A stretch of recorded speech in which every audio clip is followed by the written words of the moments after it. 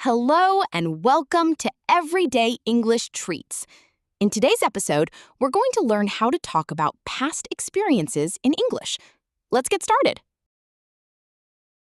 Here are some useful phrases. I visited. I went to. I watched. I tried.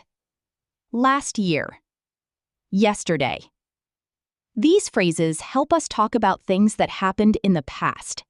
Let's look at some examples. I visited Penang last year. I watched a movie yesterday. I tried sushi for the first time. I had a wonderful weekend. These are simple ways to share your past experiences in English. Now it's your turn. Where did you go last holiday? What did you do last weekend? You can pause the video if you need more time. Then comment your answers below. Happy learning with Everyday English Treats.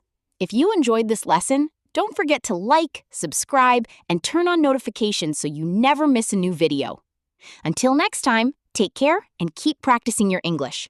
Every small step brings you closer to fluency. See you in the next lesson.